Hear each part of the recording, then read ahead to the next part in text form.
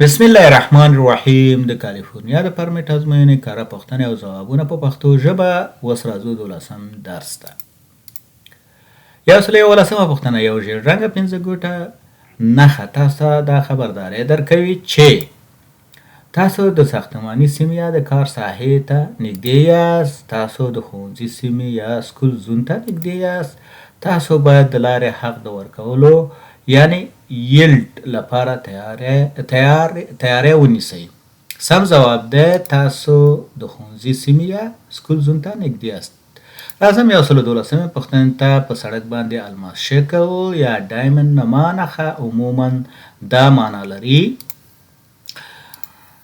د سړک حالات یا خطرونه مخکې شته، سرعت، حدونه، یوازې مقرراتي لارښوونې. سم ځواب دی د سړک حالات یا خطرونه مخکې شته.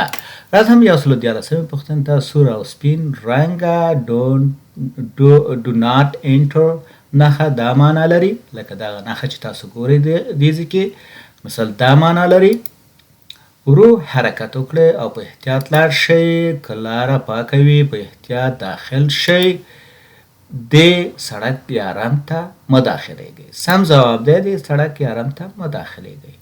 راځو یو سل څوارلسمې پوښتنې ته تاسو باید د راتلونکي ټرافیک مخ پر وړاندې راتلونکي موټرو یعنی مخ پر وړاندې راتلونکو موټرو څخه د 100 فوټه په واټن کې خپل لوړ څراغونه یا های بیم هډ لایټس ټیټ کړئ. 200 فوټه، 300 فوټه، 500 فوټه. سم ځواب دی 500 فوټه. راځو یو سل پنځلسمې پوښتنې ته کله تاسو د یو لاس په مرسته موټر شاته بیایئ یعنی backing up using one hand steering wheel نو ستاسو لاس باید په لاندې کوم موقعیت کې وي؟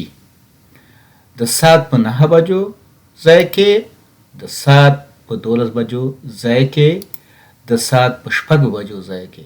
سم ځواب دی د ساعت په 12 بجو ځای کې. کوم ځای کې دا ګوره دغه سور پړه چې ګورئ دا ځای کې یا دا ګوره ساعت په حسابه چې راوسئ په دې ځای کې باید تاسو خپل لاس کیږدئ زور کوئ او یو لاس د سیټ د پسنجر یا د مسافر د سیټ شاته کیږدئ او شاته په لویه شیشه کې وګورئ او بیا ریورس دا مخکې زور ورکوئ کلک پرې نیسئ.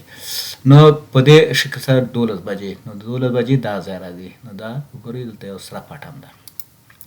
یو سل شپاړسمه پوښتنه د هارن استعمال مناسب وي کله چې ستاسو مخکې موټر چلوونکی د شین څراغ یعنی ګرین لایټ پر وخت ورو خوځیږي، تاسو د بایسکل سوار ترڅنګ تیریږئ، تاسو اړتیا لرئ نورو ته د یو خطر خبرداری ورکړئ.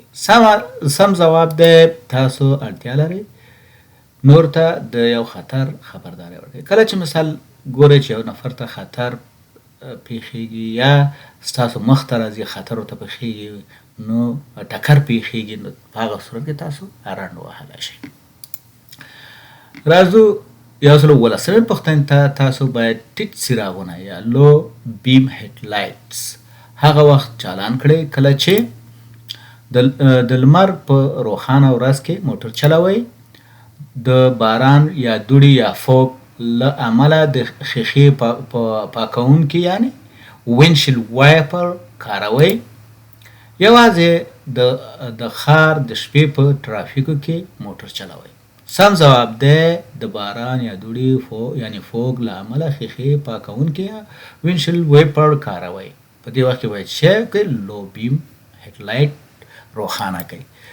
راځم یو سل اتلسمې پوښتنې ته ستړیا یا فاتګ د موټر چلولو وړتیا کموي ځکه چې لید ښه کوي خو اورېدنه ورو کوي، د غبرګون وخت زیاتوي او د هوښیارتیا کچه راکموي، تاسو له عادي وخت څخه زیات ویښ ساتي.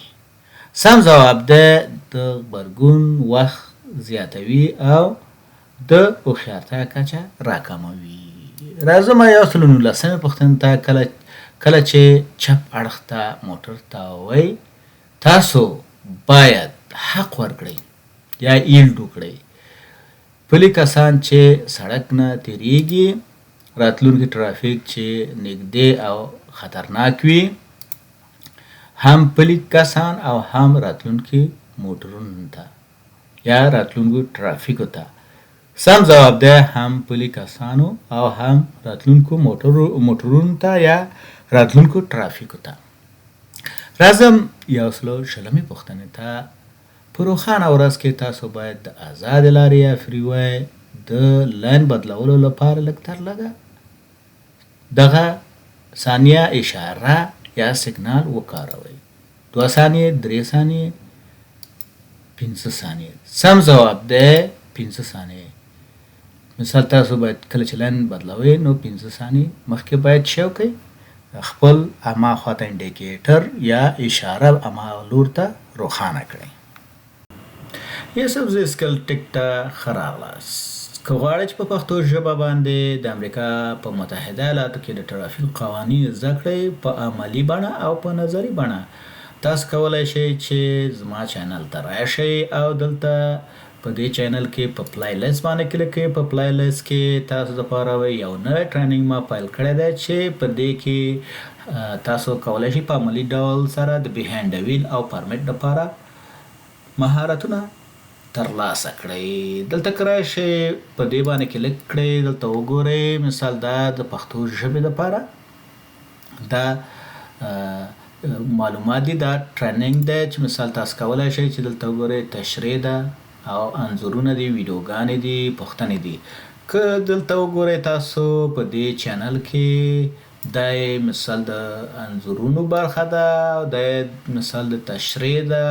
مثال تشریح، مثال هر سوال تشریح شوی دی او بیا یې په عملي ډول سره تاسو کتلی شئ. مثال دلته دا انځورونه په انځورونو کې ښودل شوي دي او دا عملي ویډیو ده چې مثال تاسو کولی شئ په عملي ډول سره وګورئ. که تاسو په دې آخره برخه کې راشئ دلته وګورئ نو پوښتنې او ځوابونه په دې کې هم شامل دي. که چیرته مو دا ویډیوګانې خوښې شوې او مثال تاسو پوهیږئ چې نور هم دې ویډیوګانو ته اړتیا لري چې په امریکا کې د ټرافیک قوانینو باندې پوه شي، نو دا ویډیو حتما د هغوی سره شریکه کړئ.